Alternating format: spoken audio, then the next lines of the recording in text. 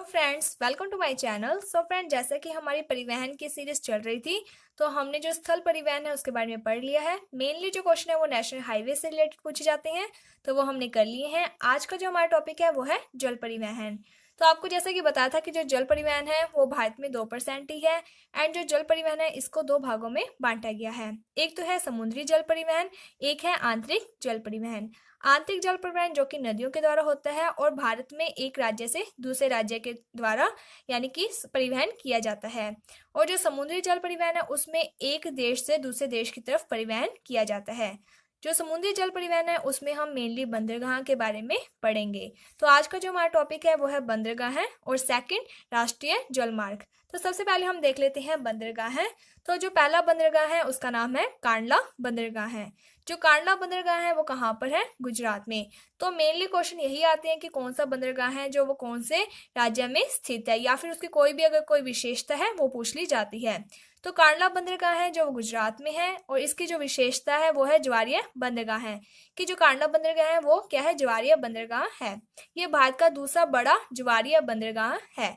तो पहला कौन सा है इसके बारे में हम जब सभी बंदरगाह के बारे में पढ़ेंगे तो आपको पता चल जाएगा। ये जो कांडला बंदरगाह है इसका जो नाम है वो चेंज कर दिया गया है। इसका नाम है अब दीनदयाल उपाध्याय बंदरगाह है। इसकी जो मेनली विशेषता है वो ये है कि ये एक फ्री ट्रेड बंदरगाह है, यानी कि यहाँ से जो व्यापार किया जाता है उस पर कोई भी शुल्क नहीं लगता है। तो ये फ्री ट्रेड है। सेकंड जो बंदरगाह है उसका नाम है वाडीनार बंदरगाह है। ये जो बंदरगाह है इसका क्या है कि ये जो गुजरात में कांडला बंदरगाह है जो इसी की हेल्प के लिए बनाया गया है। तीसरा जो बंदरगाह है उसका नाम है मुंबई बंदरगाह है, जो कि कहाँ पर है? महाराष्ट्र में मुंबई बंदरगाह है। मुंबई बंदरगाह की क्या विशेषता है कि एक तो भारत का सबसे बड़ा बंदरगाह कौन सा है? तो वो कौन सा है? वो मुंबई बंदरगाह है। सेकंड इसकी विशेषता है कि ये एक प्राकृतिक बंदरगाह है। थर्ड इसकी जो विशेषता है कि सबसे ज्यादा भारत में जो जल परिवहन है, जो व्यापार किया जाता है दूसरे देशों के द्वारा, वो कौन से बंदरगाह के द्वारा किया जाता है? तो ये मुंबई बंदरगाह के द्वारा किया जाता है। फोर्थ जो बंदरगाह है वो भी कहाँ पर है? महाराष्ट्र में है, जिसका नाम है नहावा शेवा बंदरगाह है। नहावा शेवा बंदरगाह है। ये जो बंदरगाह है ये मुंबई बंदरगाह है जो उसी के जो कार्य है उसका जो भार है उसे कम करने के लिए बनाया गया है। तो ये भारत का आधुनिकतम यानी कि सबसे जो नया बंदरगाह है वो कौन सा है? तो ये नहावा शेवा बंदरगाह है। और इसका जो नाम है वो चेंज कर दिया गया है। इसका जो नाम है वो जवाहरलाल नेहरू बंदरगाह के नाम से भी इसे जाना जाता है। तो इसकी कौन सी विशेषता है? पहली की जो जवाहरलाल नेहरू बंदरगाह है या फिर जो नहावा शेवा बंदरगाह है वो कहाँ पर है? तो ये महाराष्ट्र में है। ये भारत का सबसे नया बंदरगाह है यानी कि आधुनिकतम बंदरगाह है। तीसरी इसकी विशेषता है कि ये कंप्यूटरीकृत और कंटेनर युक्त बंदरगाह है। चौथा कि ये कृत्रिम बंदरगाह है यानी कि इसे बनाया गया है। लेकिन जो मुंबई बंदरगाह है ये एक प्राकृतिक बंदरगाह है और जो कांडला बंदरगाह है वो एक ज्वारीय बंदरगाह है। इसके बाद जो नेक्स्ट बंदरगाह है उसका नाम है मार्मा गोवा बंदरगाह है। तो ये कहाँ पर है? तो जैसा कि यहाँ पर मुंबई के नीचे क्या आता है? गोवा। तो हम लाइन वाइज कर रहे हैं तो ये कहाँ पर है? गोवा में। मार्मा गोवा बंदरगाह है। इसकी क्या विशेषता है? तो ये जो बंदरगाह है इसके द्वारा क्या है कि जो लोहा अयस्क है उसे जापान में भेजा जाता है इस बंदरगाह के द्वारा। इसके बाद जो नेक्स्ट बंदरगाह है उसका नाम देख लेते हैं। तो इसके बाद जो नेक्स्ट बंदरगाह है वो कहाँ पर है? तो ये कर्नाटक में है, जिसका नाम है न्यू मैंगलोर बंदरगाह है, जिसे हम यहाँ पर लिख देते हैं। तो इसका क्या नाम है? न्यू मैंगलोर बंदरगाह है। तो कर्नाटक की जो राजधानी है वो क्या है? मैंगलोर। तो इसे हमें इजी वे में याद हो जाएगा कि जो न्यू मैंगलोर बंदरगाह है वो कहाँ पर है? तो ये कर्नाटक में है। और इसकी क्या विशेषता है? तो यहाँ पर यानी कि जो न्यू मैंगलोर बंदरगाह है इसके द्वारा ईरान को लोहा अयस्क निर्यात किया जाता है। इसके बाद जो नीचे का राज्य है वो कौन सा है? केरल। तो केरल में कौन सा बंदरगाह है? तो आप सभी ने नाम सुना होगा कोच्चि। तो कोच्चि बंदरगाह कहाँ पर है? केरल में। तो यहाँ पर हम लिख देते हैं कोच्चि, जो कि कहाँ पर है? केरल में। तो जो कोच्चि बंदरगाह है वो केरल में है। इसके बारे में यही बात है। इसके बाद जो नेक्स्ट यानी कि जो पूरब की तरफ के जो एरियाज हैं, जो राज्य हैं, उनके बारे में अब हम पढ़ेंगे। तो एक बार हम इसे रिवाइज कर लेते हैं। पहला कांडला बंदरगाह है जो कि गुजरात में है। वाडीनार बंदरगाह है जो वो भी गुजरात में है और ये कांडला बंदरगाह की हेल्प के लिए ही बनाया गया है। इसके बाद है मुंबई बंदरगाह जो कि महाराष्ट्र में है, भारत का सबसे बड़ा और प्राकृतिक बंदरगाह है। इसके बाद है नाहवा शेवा बंदरगाह जिसे जवाहरलाल नेहरू बंदरगाह के नाम से भी जाना जाता है और ये भी महाराष्ट्र में है। इसके बाद है मार्मा गोवा बंदरगाह जो कि गोवा में है। नेक्स्ट है न्यू मैंगलोर बंदरगाह जो कि कर्नाटक में है। इसके बाद है कोची बंदरगाह जो कि केरल में है। इसके बाद जो बंदरगाह है तो यहाँ पर हम लिख देते हैं तूतीकोरिन बंदरगाह है। तूतीकोरिन बंदरगाह है, तो ये कहाँ पर है, तो ये तमिलनाडु में है। इसके बाद जो नेक्स्ट बंदरगाह है वो है चेन्नई बंदरगाह है।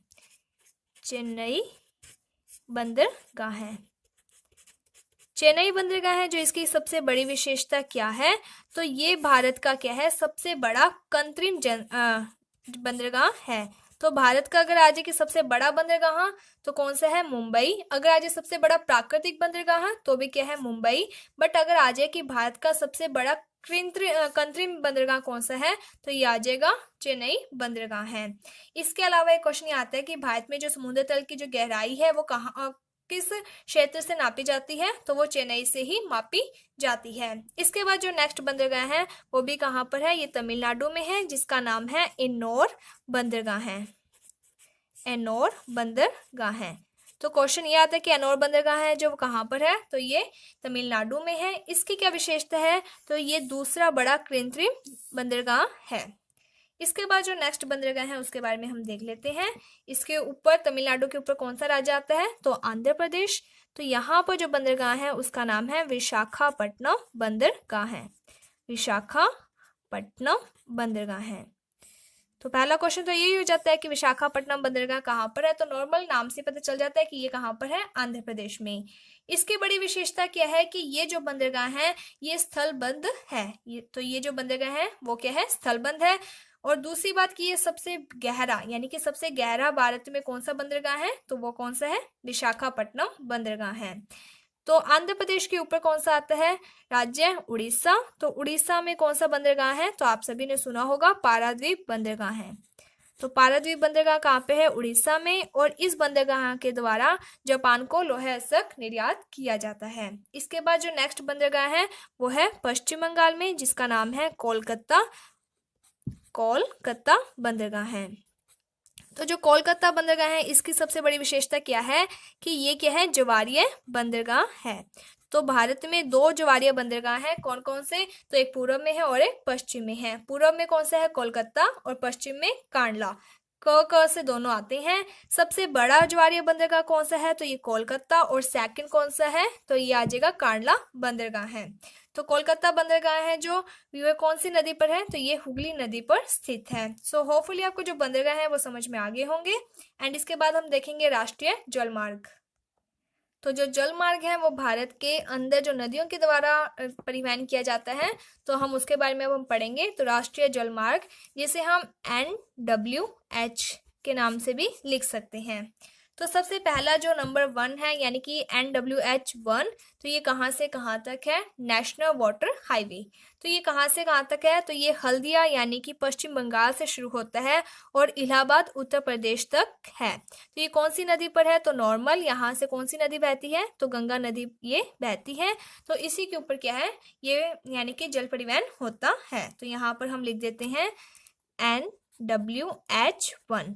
होपफुली आपको ये समझ में आ गया होगा कि इलाहाबाद से हल्दिया तक है NWH1, और ये कौन सी नदी पर है, गंगा नदी पर है। और ये उत्तर प्रदेश से लेकर हल्दिया कहाँ पर है, तो ये पश्चिम बंगाल में है, तो वहां तक है। इसके बाद हम पढ़ेंगे NWH2। तो जैसे कि आपने रीट के एग्जाम में भी देखा होगा, तो ये क्वेश्चन आया हुआ है कि सदिया से धुबरी तक का जो राष्ट्रीय जलमार्ग है उसका क्या नाम है। तो इसमें क्या है कि नाम पूछा जाता है या फिर ये कहाँ से कहाँ तक है इसके बारे में पूछा जाता है। तो जो असम से लेकर अरुणाचल प्रदेश तक है वो कौन सा है, तो इसका नाम है NWH2, जो कि सदिया से धुबरी तक है। और यहाँ पर कौन सी नदी बहती है, तो यहाँ पर ब्रह्मपुत्र नदी बहती है। इसके बाद जो NWH3 है तो उसके बारे में लिख देते हैं। तो ये कहाँ पर है, तो ये कहाँ है, केरल में। तो इसका नाम है NWH3। और ये कहाँ से कहाँ तक है? तो ये कोल्लम से कोटापुरम तक है। इसके बाद आता है NWH4। NWH4 तो ये कहाँ से कहाँ तक है? तो केरल हो चुका है। इसके बाद तमिलनाडु से लेकर, तमिलनाडु के ऊपर कौन सा राज्य आता है? आंध्र प्रदेश। तो आंध्र प्रदेश तक ये राष्ट्रीय जलमार्ग है। और इसका क्या नाम है? तो यहाँ पे तो हो गया कोल्लम से कोटापुरम, यहाँ पर आ जाएगा काकीनाडा से भरकम। कुछ अलग से नाम है, पर नॉर्मल अगर आप थोड़ा सा ध्यान दे लोगे तो आपको पता चल जाएगा कि कौन से कहाँ तक यानी कि जाते हैं। तो इसके बाद जो नेक्स्ट है वो है तलचर से लेकर धमरा तक, जो कि पश्चिम बंगाल से शुरू होता है और उड़ीसा तक है। NWH5 इसका नाम है। NWH5 कहाँ से कहाँ तक? तो तलचर से धमरा तक। इसके बाद आता है NWH6। तो ये कहाँ से कहाँ तक है? तो ये असम से लेकर त्रिपुरा तक है, जिसका नाम है NWH6। और इसका वैसे कौन से एरिया से शुरू होता है? तो ये कहाँ से शुरू होता है? तो लखीपुर से लेकर बग्गा तक। तो यहाँ पे मैं सभी के नाम लिख देती हूँ जिससे आपको इजी वे में याद हो जाएगा। तो पहला जो NWH1 है ये कहाँ से कहाँ तक है? तो ये इलाहाबाद से लेकर हल्दिया तक है। National water highway 1। National water highway 2 कहाँ से कहाँ तक है? तो ये सदिया से धुबरी तक है। कहीं आपको धुबरी मिलेगा, कहीं आपको थुबरी, इस टाइप का नाम मिलेगा। तो नाम प्रॉपर वे में ना याद हो पर थोड़ा थोड़ा हिंट आपको मिल जाए, यही बड़ी बात होती है। थर्ड है NWH3। ये कहाँ से कहाँ तक है? तो ये कोल्लम से कोटापुरम तक है। कोल्लम से कोटापुरम। और NWH4 कहाँ से कहाँ तक है? तो जो कोटा से कोल्लम से कोटापुरम है ये तो केरल में है। और NWH4 है जो वो तमिलनाडु एंड आंध्र प्रदेश में आता है, जिसका नाम है काकीनाडा से भरकम मम, कुछ इस तरीके का नाम है। इसके बाद NWH5 है जो वो तलचर से धमरा तक है, यानी कि पश्चिम बंगाल से लेकर उड़ीसा तक आता है। इसके बाद जो NWH6 है वो लखीपुर से बग्गा, यानी कि असम से लेकर त्रिपुरा तक।